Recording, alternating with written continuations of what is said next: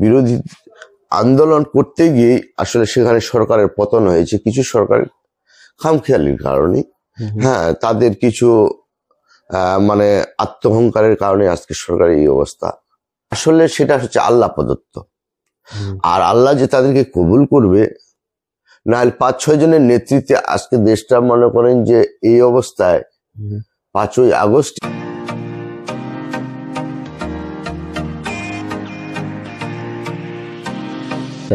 ওনারা তো একদম অল্প বয়সের ভিতরে ওনারা যায় যে কয়জনের সমন্বয়ক আছেন, কেন্দ্রীয় সমন্বয়ক আব্দুল্লাহ ভাই, মাইয়া, আসিফ মাহমুদ, আরো মানে নাহিদ, হ্যাঁ, যে 5-6 সবগুলোর বয়সে মোটামুটি পাই একই। এত অল্প বয়সে জাতীয় পর্যায়ে নেতৃত্ব দেওয়া বিশাল ব্যাপার। এটা আপনি কিভাবে মূল্যায়ন করেন? আসলে শুনেন, এটা আল্লাহ প্রদত্ত ছেড়া হয় না। জি, কারণ আমাকে সেদিন আমি বগুড়ায় গিয়েছিলাম, বগুড়ার ওসি আমাকে বলছিল যে আমরাও ছাত্র নেতা ছিলাম, কিন্তু এত সাহস এদের ভিতরে ছিল। আমি এখনো ভাবলে অবাক হয়। আমাদের বগুড়ার এক ওসি বলছিল, বুঝছেন কিনা, ফরাদ হোসেন।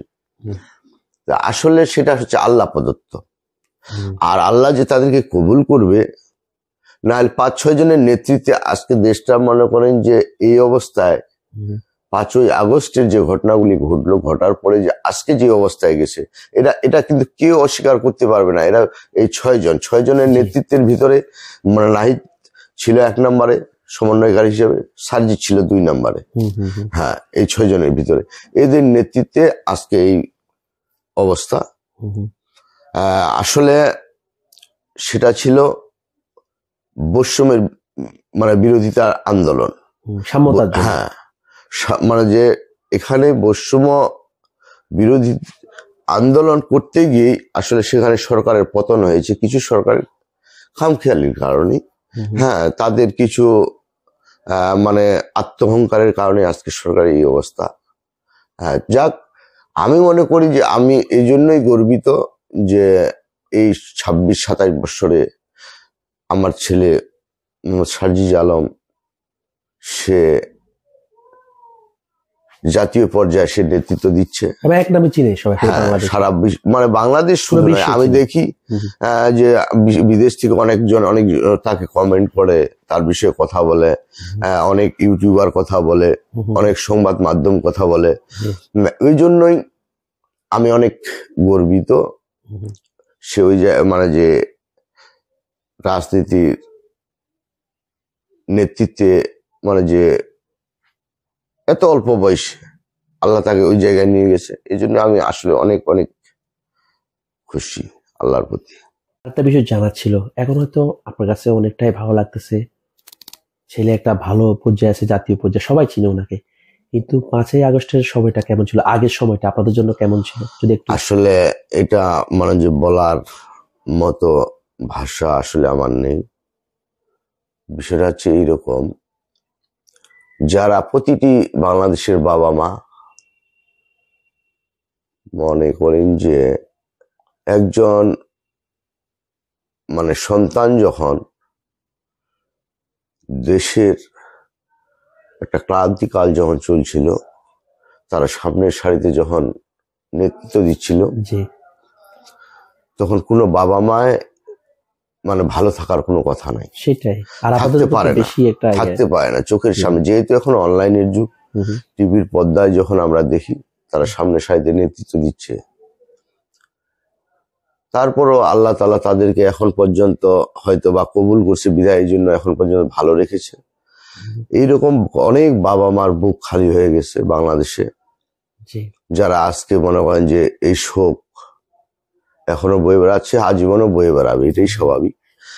আর পাশাপাশি আমি মনে করেন যে যারা এখানে নিহত হয়েছেন, শহীদ হয়েছেন, যারা মনে করেন যে আহত হয়েছেন, তাদের প্রতি আমার অবশ্যই আল্লাহ তাআলার কাছে দোয়া করি, যারা নিহত তারা যেন, যারা শহীদ হয়েছেন তারা যেন অবশ্যই মানে আল্লাহ তাদেরকে ফেরদৌস দান করেন, অবশ্যই মনে করেন বেহেশত নসিব করেন। এবং পাশাপাশি যারা আহত অবস্থা আছেন তাদেরকে আল্লাহ তাআলা যেন খুব দ্রুত মানে সুস্থতা দান করে, তারা যেন স্বাভাবিক জীবনযাপন করতে পারে। এবং অবশ্যই আমি এই অন্তর্বর্তীকালীন সরকারকে অবশ্যই অনুরোধ করব আমার জায়গা থেকে, যারা শহীদ হয়েছেন এবং যারা আহত হয়েছেন তাদের পাশে সর্বাত্মক তাদেরকে সহযোগিতা করার জন্য অনুরোধ করব। অবশ্যই। পাশাপাশি আমি এটাও বলবো যে যারা শহীদ পরিবার, আহত পরিবার আছে তাদের যেন আল্লাহ তাআলা মানে যে তাদেরকে শোককে যেন শক্তিতে রূপান্তরিত করে, জি। এই আশাবাদ আমি অবশ্যই ব্যক্ত করব এবং ওনাদের জন্য অবশ্যই সর্বাত্মক আমার তরফ থেকে দোয়া থাকবে। যখন মানুষ জানতে পারে যে আপনি হচ্ছেন সাজিদ আলম সাহেবের বাবা, কেমন আসলে মনে হয়? সত্যি কথা কি, আমি খুব প্রাউড ফিল করি এই জন্যই যে আমি যেখানেই মানে যাই, যদি হুট করে কেউ যে কোনো মাধ্যমে জানে যে আমি সমন্বয়কারী সার্জি আলমের বাবা, তখনই আমার সম্মানটুকু আসলে অনেক অনেক মানে যে মানুষ আমাকে অনেক সম্মান দেয়।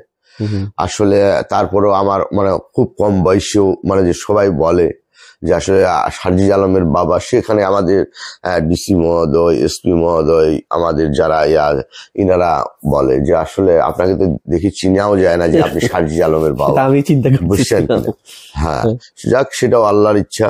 আমরা একসাথে বাপ ছেলে ঘুরলে কেউ এত সহজে চিনতে পারে না। এটাই। সাজিদ আলম ভাইরা ভাই বোন কয়জন, আবার ছেলে মেয়ে? হ্যাঁ, সার্জিজ আলম আমার ছেলে দুটো। সার্জিজ আমার বড় সন্তান, বড় ছেলে, আর একটা আছে আমার ছোট ছেলে, ওর নাম হচ্ছে সাদাত হোসেন সাকিব। উনি কি করে? ও লেখাপড়া করে রাশিয়া রুদান ভার্সিটিতে পড়ে, মস্কোতে। ওরা গ্রাজুয়েশন করে। এই যে সে আমার বাসায় মানে সার্জি আসলেই একটা সেম বিয়ে বাড়ি অনুষ্ঠানের মতো চলে।